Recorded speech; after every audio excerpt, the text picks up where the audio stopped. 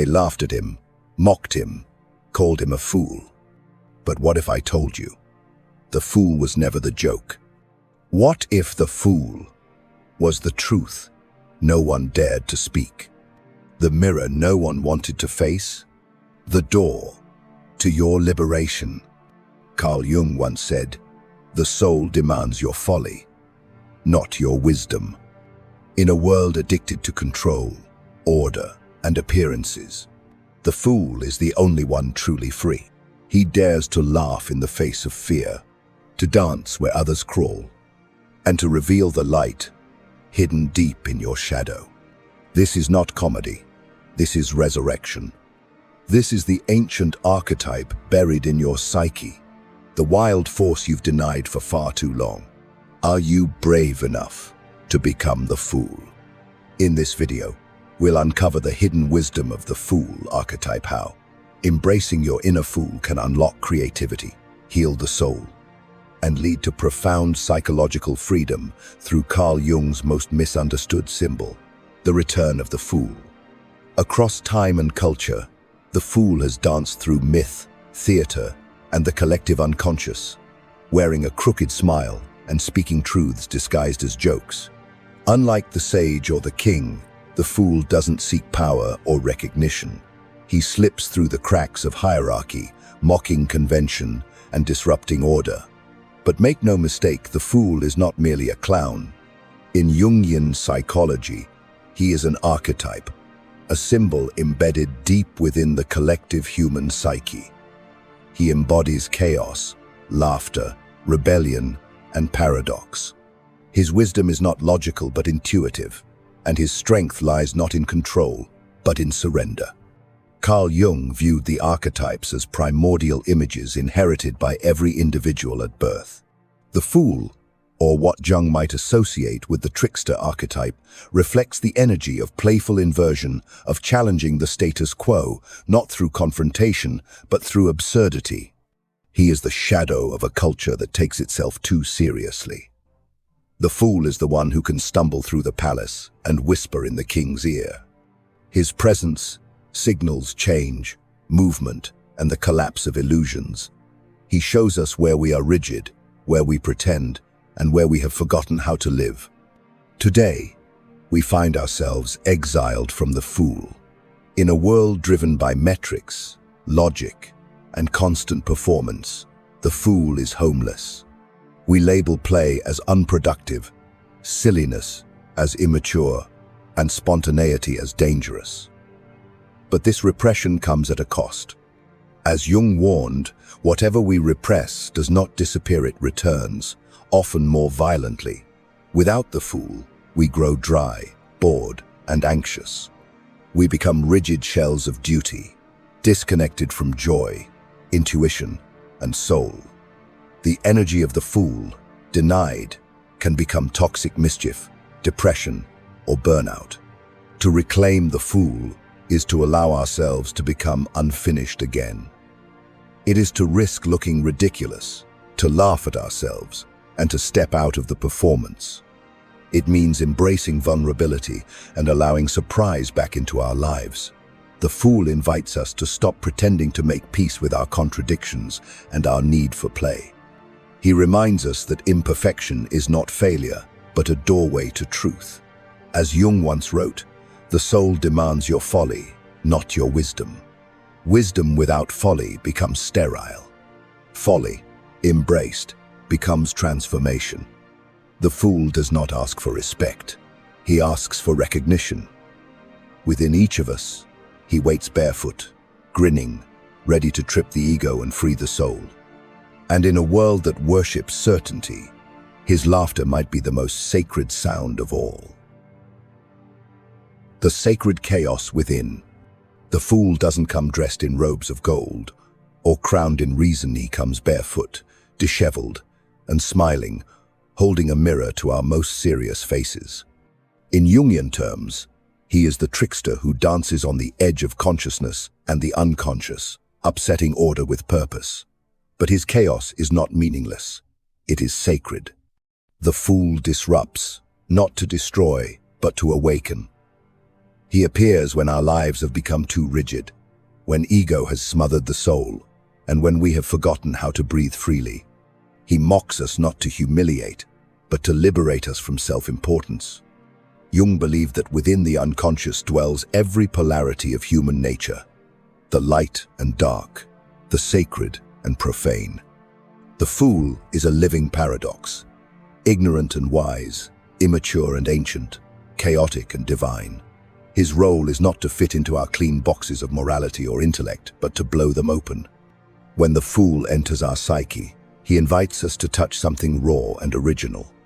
He leads us back to instinct, to impulse, to life unfiltered by cultural masks. In doing so, he reintroduces us to our unlived life. In modern society, we idolize control of time, of outcomes, of the self. We resist the unknown, and in doing so, we resist the fool. But Jung warned that the more we deny the unconscious, the more power it gains. The fool is the ambassador of the unconscious. He reminds us that we are not gods of order, but creatures of contradiction. To embrace him is to surrender to mystery. It is to realize that laughter and tears often come from the same place, and that transformation rarely arrives with certainty. The sacred chaos of the fool reconnects us with our inner child, the part of us that asks questions without fear, plays without guilt, and loves without armor.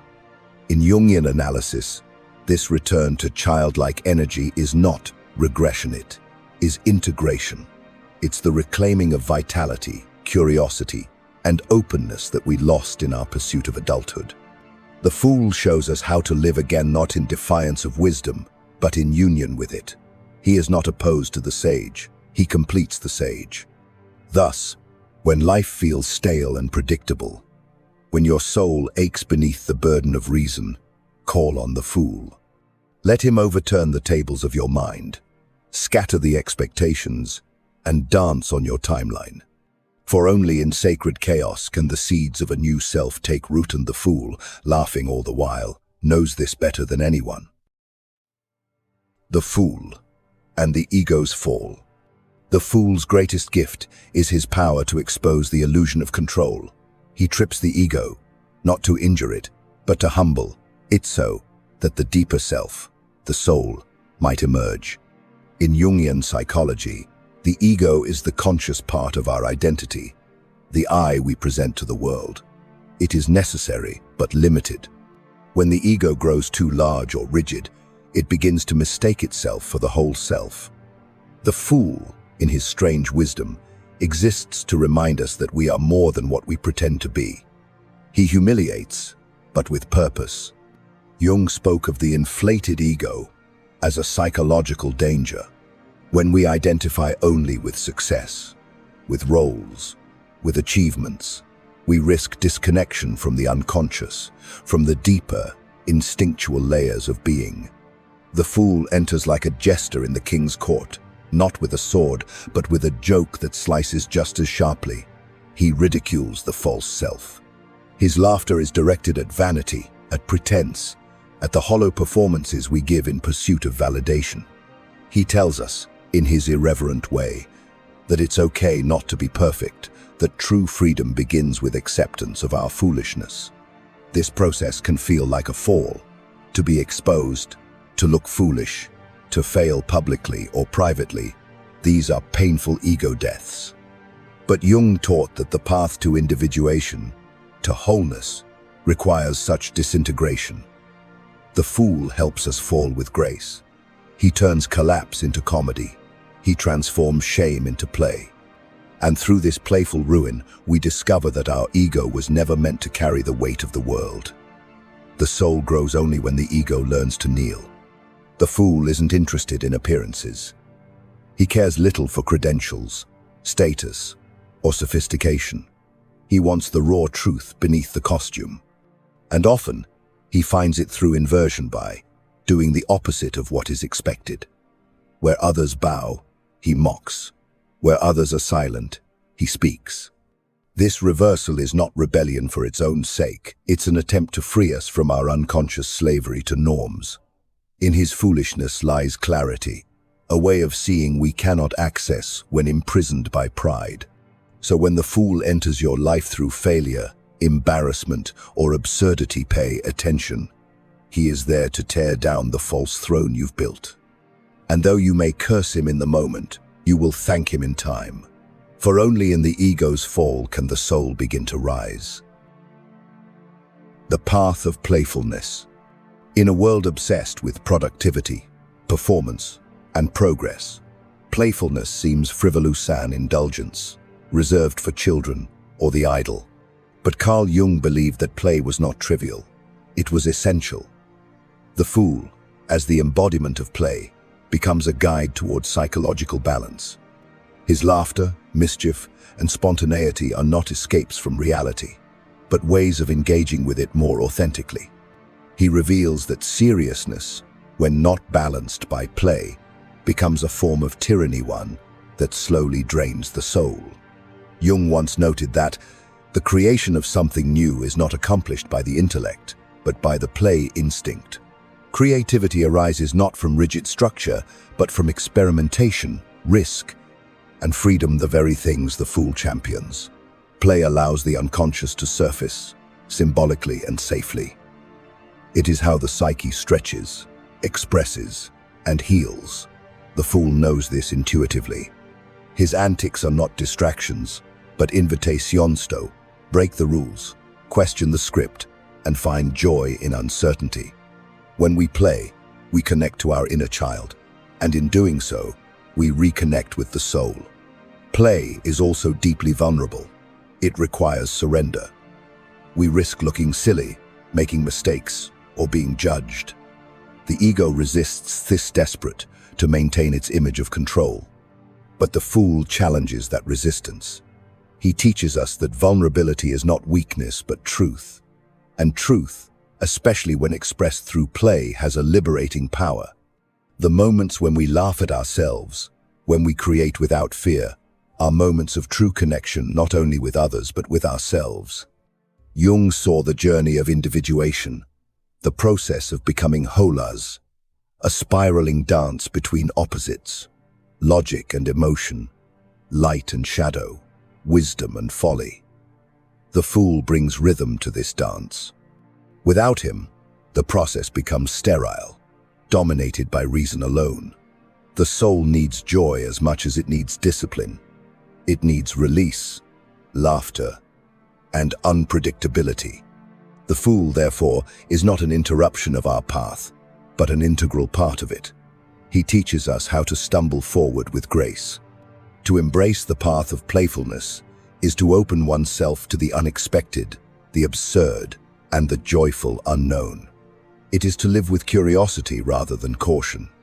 The fool reminds us that the divine hides not only in sacred rituals and ancient texts, but also in laughter, in mistakes, and in the delightful chaos of being alive.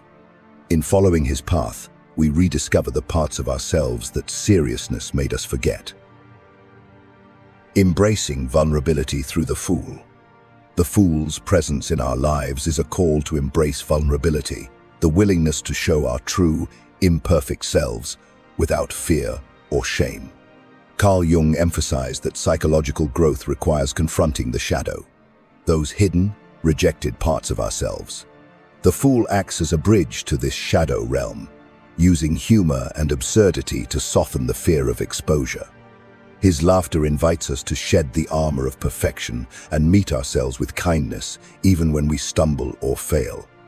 Vulnerability is often mistaken for weakness in a culture that prizes strength and invulnerability. Yet, Jung understood that true courage lies in facing one's inner chaos openly. The fool demonstrates this courage. Through his foolhardy act, she risks humiliation, but does so willingly. This willingness disrupts the ego's craving for control and image. By embracing vulnerability, we open a door to authentic connection, not only with others but also with our deeper selves.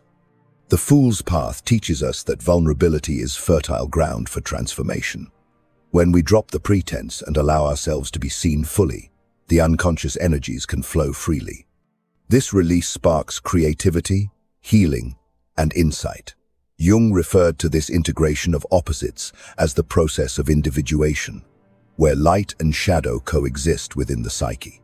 The Fool is a playful guide through this process, reminding us that it's okay to be imperfect and that imperfection is the seed of wholeness. In practice, embracing the Fool means giving yourself permission to make mistakes, to laugh at yourself, and to say, "I don't know." It means standing in the messiness of life without retreating into defensive pride. This openness nurtures resilience, because vulnerability softens the ego's harsh judgments. When we allow folly, we invite the unpredictable, and in that unpredictability lies the possibility of growth and new perspectives. Ultimately, the Fool teaches that vulnerability is not a sign of failure, but a threshold to deeper wisdom and freedom. By stepping into the Fool's shoes, we rediscover the courage to be ourselves, flaws, contradictions, and all. In this brave acceptance, the soul awakens, and the journey toward true individuation begins. The Fool, as the teacher of paradox. One of the Fool's most profound lessons lies in his ability to embody paradox, the coexistence of opposites that defy simple logic. Carl Jung emphasized that the human psyche is not linear or binary, but complex and filled with contradictions. The Fool, with his unpredictable behavior and contradictory nature, perfectly captures this complexity. He is both wise and foolish, free and bound, light-hearted and deeply serious. This paradoxical nature challenges the mind's desire for certainty and forces us to sit with ambiguity. The Fool teaches that truth is rarely straightforward. He plays with contradictions to break down rigid thinking and open space for deeper insight. For example, in some stories, the Fool is the wisest figure in the court, while in others, he is naive or absurd. This duality reflects the soul's own nature, never fully one thing or another, but always in flux. Jung described the psyche as an alchemical vessel, where opposites must be united to produce transformation.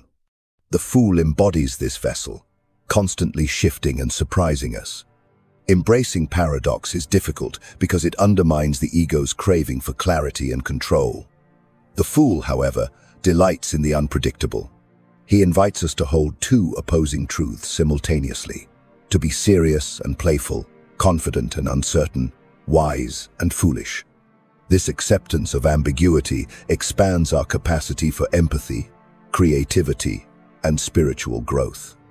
It is the gateway to what Jung called transcendent function, the ability to integrate conflicting parts of the self into a new, whole understanding. The Fool's paradoxical wisdom also reminds us that life itself is mysterious and often absurd. Rather than fighting this reality, the Fool encourages surrender to dance with uncertainty instead of resisting it. This surrender is not defeat, but a form of strength. It allows us to move beyond fear and rigid patterns into a freer, more authentic existence. In this way, the Fool is both a rebel and a sage, showing us that wisdom and folly are intertwined. In learning from the Fool's paradoxes, we cultivate patience with ourselves and the world. We begin to see that the greatest truths emerge not from certainty, but from the interplay of opposites. The Fool, laughing at the contradictions, reminds us that life's complexity is not a problem to solve, but a mystery to live. The Fool's gift: freedom and transformation. The Fool's journey is ultimately one of freedom, the liberation from rigid patterns, false identities, and the tyranny of certainty. Carl Jung saw the Fool as a symbol of the soul's playful yet profound impulse to break free from limitations and explore new ways of being. This freedom is not chaos without direction, but a creative openness to life's unfolding mysteries. The Fool teaches us that true transformation begins when we stop taking ourselves too seriously and allow the soul to lead through play, vulnerability, and paradox. In shedding the ego's armor and embracing the Fool within, we reclaim a vital part of ourselves that has been lost or repressed. This reclamation brings a deep sense of authenticity and presence. The Fool reminds us that life is not a rigid script, but an improvisation, a dance, in which mistakes are not failures but steps forward. With this perspective, transformation becomes less about achieving perfection and more about growing in awareness and joy. The soul's evolution is a playful adventure, not a grim task. Jung's concept of individuation, the process of becoming whole, is inseparable from the Fool's influence. The Fool initiates us into the mysteries of the unconscious, the hidden wisdom beneath the surface. Through his antics and apparent foolishness, he guides us to confront shadow aspects, accept contradictions, and integrate the disparate parts of ourselves. This integration opens the door to a richer, fuller life, where the soul can express itself freely and fully. The Fool's gift is also the gift of freedom from fear. Fear of failure, fear of judgment, fear of the unknown. All these lose their grip when we learn to laugh at ourselves and the world. The Fool's laughter is a medicine, dissolving rigidity and inviting us into presence. In this space, transformation can happen naturally.